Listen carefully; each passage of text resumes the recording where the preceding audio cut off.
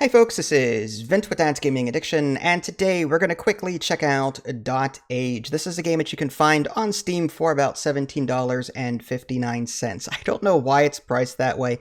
My best guess is that the developer is not native to the United States and US currency, so whatever currency that it was originally, it had to convert to US dollars, and it just came out that way. That's my best guess anyway.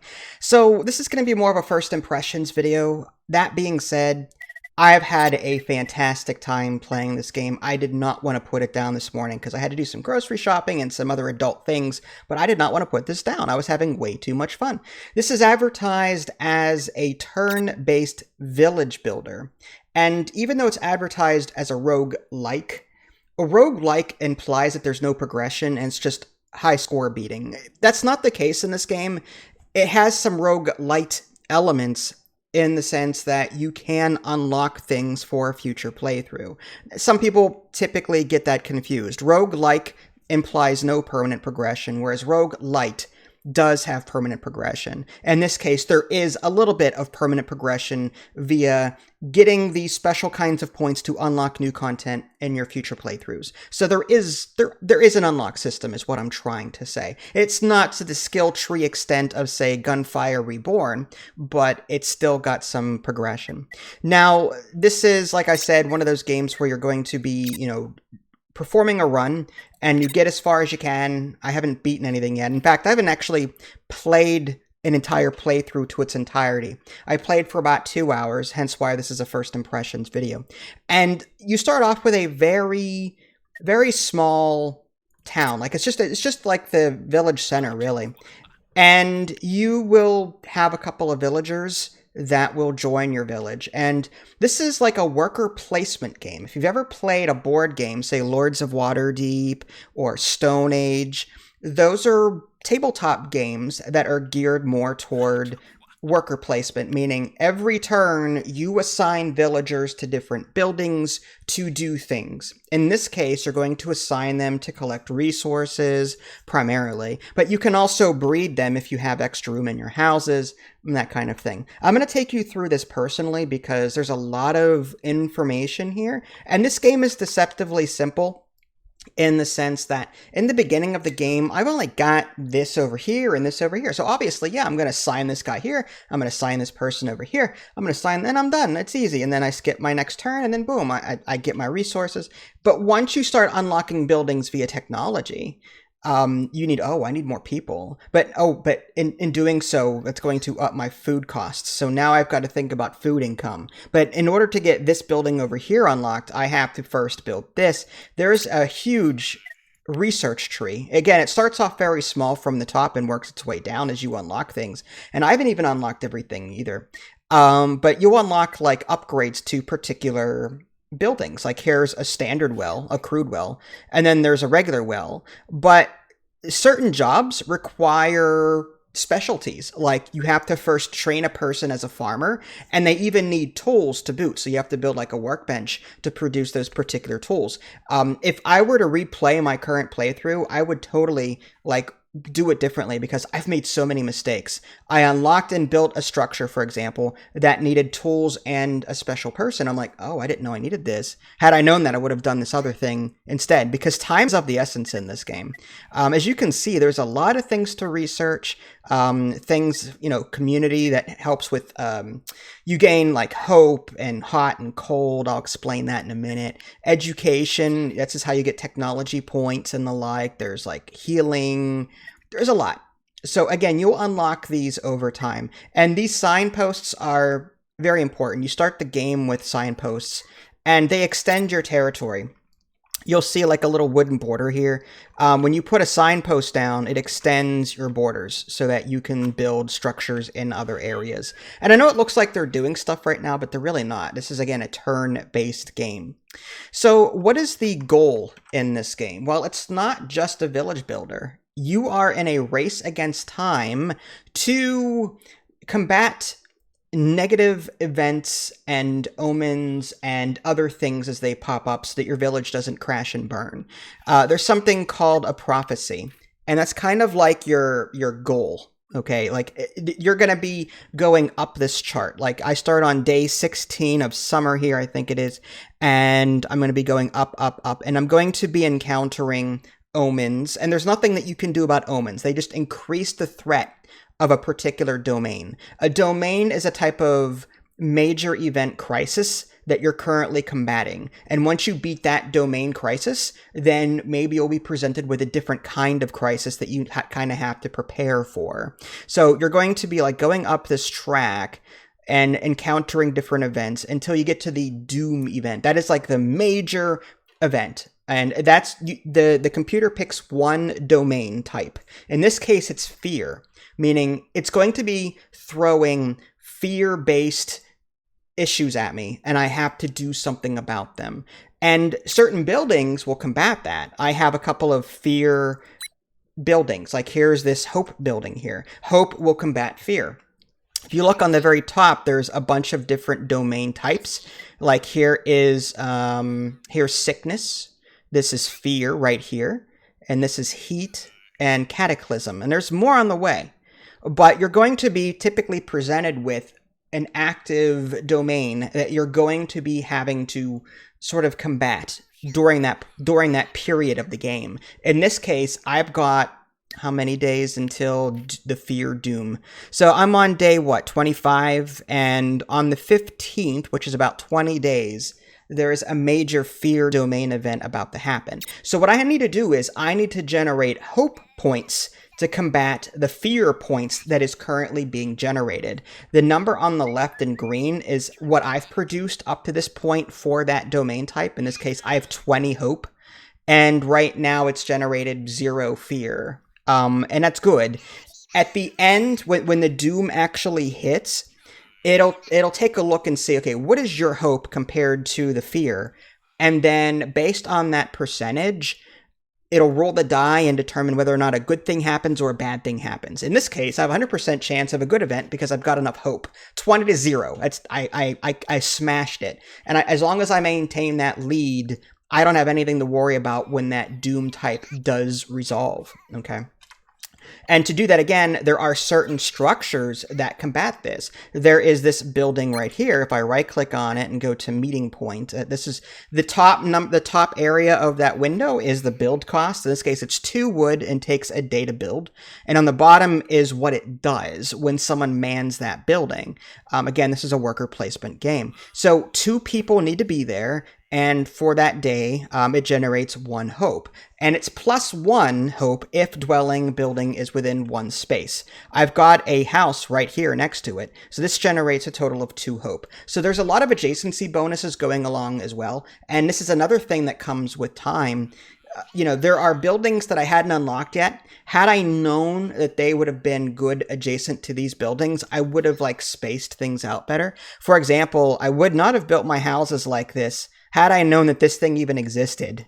Okay, I would have left a donut and then filled this in the middle to generate a bunch of hope all at once. You know what I mean? But I didn't know that going into this game. I will know the next time around, but there's a learning curve here, is what I'm saying. So there is a puddle, for example, down here, and that will generate cold, and that combats the heat domain type. If the last period of time that I played for this playthrough, I had a heat challenge, a heat domain threat. So I had to continuously assign people to this puddle to keep generating cold so that I could combat the heat that would generate. This one is cataclysm. I need faith buildings for that one. This is sickness, so I need a healer building and people assigned to that to generate healing so that it combats that whenever it comes up as the current prophecy, as the current domain doom type.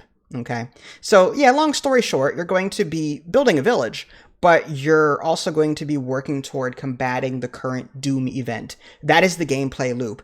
And they get worse over time. Here's the starter one. This is the one I did already. And then as time went on, I did a new set hit. And there's threats. So there's a little bar, these little bullet on the very top. These get stronger and stronger and stronger as the day goes, or as time goes on. So it generates more heat per turn. It'll sometimes generate more cataclysm per turn if that's the active thing, and so on. So like the game gets harder and harder, so you have to keep up with it. So it's not a casual, like just casual village builder and you're done. No, you're working against the clock because these threats get worse over time.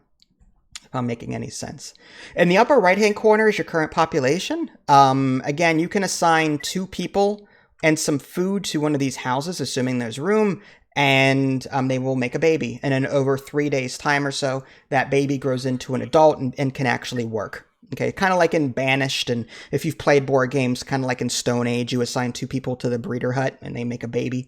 But anyway, pips that cannot work. So you can kind of see at a glance what you have here. There are animals in this game. You can like bring in chickens. Again, this is a lot of things to learn in this game. I built this egg like collector thing, whatever, but I realized, oh, I don't have a person trained in this and I don't have the tool either. So this building has been sitting here for like, I don't know, 15, 20 turns. Had I known that I needed this particular thing, I would not have built it right away, but it's been sitting here unused. And I've been feeding these chickens seeds so that they don't die. You can plant in this game. There's various crops. I'm currently harvesting food and seeds with these buildings here. There's logging to collect wood. On the left-hand side, you can see your current resources. There's water, hemp, seeds, tools, wood, and there's more to come. Again, this is just like 2 hours into my current playthrough. There's research buildings, and this is how you generate research points over here so that you can then research the next thing. Some buildings need particular things to even be built, like the sandy background, like the dirt background, that needs something called clearing. I didn't know that. I was trying to put this wood stack down, and it's like, no, you need a clearing first. I'm like, what's a clearing? I came back to the research tree and I'm like, oh, I need this first. So then I had to research this, and then I could build this wood stack, which is an upgraded version of this wood pile, which generates lumber for you. Certain buildings only work next to certain things. Certain things like to be alone, like this research building likes to be away from everything else. So yeah, it's crazy. Like it's deceptively simple, and the more you play it, the more elements that get added, and you're like, oh man, now I got to contend with this. Now I got to contend with this. Now I got to contend with this. I've got 2 people that I have not assigned to work. In the upper left-hand corner, I'm bringing in 8 food. Plus, that's what that plus 8 comes in. Each person consumes 1 food per day. So maybe if I need to get more food somehow, I'll assign someone to that. And that can be worked 6 times. And each time it gets worked, it gives me 3 tomatoes. So there's a limit to how often things can be harvested. These berry bushes, for example, you can harvest them like 5 times and then they're out for that season. If the next season hits and it's viable, they will regrow whatever they produce. So when berry bushes run out for that season, if the next season hits and they grow during that season, then they'll repopulate. But as I'm in the summer season right now, and this is what's worrying me with this playthrough. I'm in the summer season. When autumn hits, these will not refill. So I'm in a mad rush to figure out how to make up that 10 food. I've been like building, there's a field here that gives me 3 food. I built a hunter's hut over here that over time gives me 3 of this raw white meat, and I'm currently researching this barbecue building that turns a wood and that white meat into 4 edible meat. So like, and what's cool is that like this map I believe is randomly generated.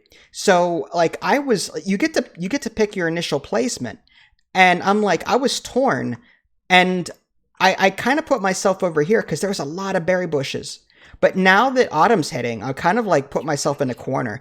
I cannot extend past these forests and this water. I don't know how to tear these things down. They won't let me. So I've had to like build signposts, and I'm working my way up this way to get to these berry bushes to try and store enough food for autumn and winter. it's just, that's my current thing right now. That's what I'm dealing with. But again, this is all turn-based. Nothing I'm doing right now matters until I hit this next turn button down here. So I need to figure out, okay, I've got +8 food, okay, so I'm making enough food.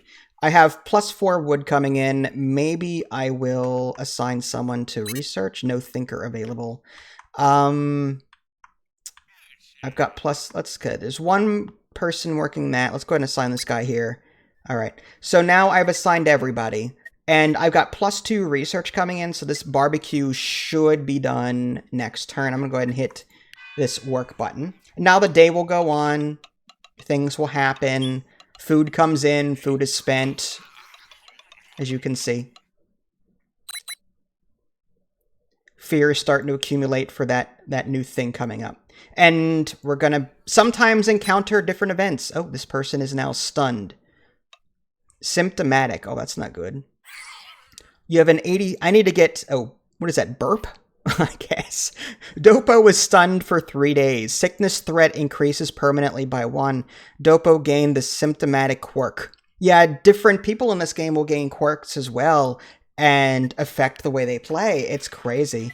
New ailment discovered.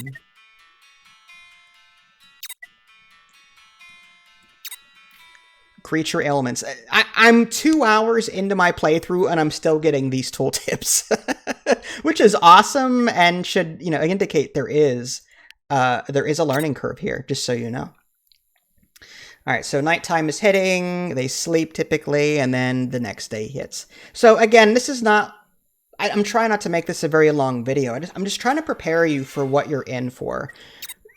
Be prepared for a charming worker placement game with a ton of strategy. Like, I love this game. This is my jam right here. I love sitting here for a long period of time, thinking about what I'm going to do next, trying to optimize every single thing that I do. And in case I didn't mention it, and it didn't show it in the beginning, but when you start a new game, I believe there's like 5 different difficulty levels. There's like super easy, then normal, then hard, then very hard, or something like that. I put it a step above the easiest. So I'm like on easy, but not like super easy. And that the difficulty typically determines how bad the negative things hit you. Okay. Whenever these prophecies do hit, like this doom event, for example, when that hits, and if something bad happens because I didn't combat it, then, depending on difficulty, certain things will happen. People catch fire. I don't know. Buildings get hit, torn down. Buildings have hit points and can be destroyed. There's a lot here. So if you're a tabletop gamer and you like worker placement games, then you'll really love this one, especially if you like, at the same time, video games that are village builders. Since I'm both a tabletop gamer and a video gamer, this appeals to me, and I can't say enough good things about it. My only real complaint is, again, there is a learning curve here, and I'm one of those, like, I get frustrated when things, like, don't go my way because I didn't know that something happened, and I guess what I'm trying to say is, like, if I don't have all the information and something bad happens, I typically get a little frustrated by it rather than go, oh, it's a learning thing. And I hate that. I'd rather get it right the first time rather than, oh, it's just something I'll know for next time. But I'm kind of forced to do that here because there's so much to this game that I have to accept the fact that I'm not going to get everything in my current playthrough, and failure is going to be a regular part of this. And that's probably why the developer labeled this game as a roguelike, because typically roguelikes are, you're going to die. It's just when, and then what information did you glean from that run so that it helps you in the next run? That's probably why the game is a roguelike or labeled as a roguelike, but anywho, just be prepared for a high learning curve. It's deceptively simple. It's easy to play, don't get me wrong. It's just, the game will throw a lot of things at you very quickly, and you may not know, through decision paralysis, what to do next. Aside from that, like, again, the mouse thing is sometimes an issue, but not really. It's more of an inconvenience and annoyance at this point. But other than that, like, I wish... there are some questions that I still have about the gameplay mechanics that I can't seem to get answered. There is a help section, which is somewhere. There's the hints. Like, you can scroll through all the different hints that you've gotten up to this point. I could have sworn I read something about demolishing forests, but I don't recall how to do it. I don't know if I misread or what. So that's a thing. And another thing I wish I had known, like the signposts, they don't travel across water or forests. So now I'm stuck going the long way around. Had I known that, I would not have placed my village here. Maybe I would have placed it somewhere more central, maybe up here. I don't know. I'm just saying, like, I wish I had known these things. But yeah, this game is fantastic. It has overwhelmingly positive reviews on Steam, and I can see why. Definitely check out this game if you enjoy worker placement games and village builders, because this is... I don't know what else to say. Like, it's so much fun, and I'm really looking forward to unlocking more content and seeing what other things I can do for my current playthrough. Something that'll wow me and go, oh, I've definitely got to do that the next time around. So yeah, definitely check this game out. This is Vince. Thanks for watching. I'll catch you all next time. Take care.